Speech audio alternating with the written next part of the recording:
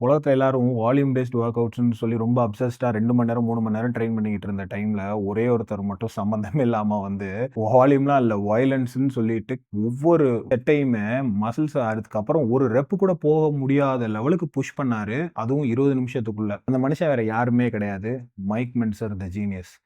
இவரோட ட்ரெய்னிங் புரோகிராம்லாம் ரொம்ப ரொம்ப டிஃபரெண்ட்டா இருக்குங்க. இப்ப மத்தவங்கலாம் வந்து 10 செட், 20 செட்டுன்னு போட்டு புஷ் பண்ணிட்டு ரெப்ஸும் அதுக்கேத்த மாரி புஷ் பண்ணிட்டு இருந்தாங்க. ஆனா இவரோ அப்படி பண்ணாம ஒரு செட்டுனாலும் சரி மசில் ஃபைபர்ஸ்லாம் கதறணுன்ற மாரி ட்ரெயின் பண்ணாரு. 5 நாள்ல ரெஸ்ட்டும் விட்டுருவாரு. ரெக்கவரிக்கு ஃபுல் ஃபோக்கஸ் குடுத்து ட்ரெயின் பண்ணாரு. இவரோட வொர்க் அவுட் புரோகிராம்ஸ் எல்லாம் பார்த்து யாருக்குமே புரியல ஆக்சுவலா. ஆனா இவரு அத சயின்ஸா பார்த்தாரு. இவருக்கு வெறும் 25 வயசு தான். அப்ப மாஸ்டர் யூனிவர்ஸ் காம்படிஷனுக்கு போய் ஜட்ஜஸ்லாம் சிதற விட்டாரு. ஹிஸ்டரியிலேயே ஃபர்ஸ்ட் டைம் பெர்ஃபெக்ட் ஸ்கோர் உள்ள பாடிய அவங்களும் பார்த்ததில்ல. ஒரு வழியா 1980 ஒலிம்பியா ஸ்டேஜ்ல அவர் ஸ்டெப் அப் பண்ணாரு.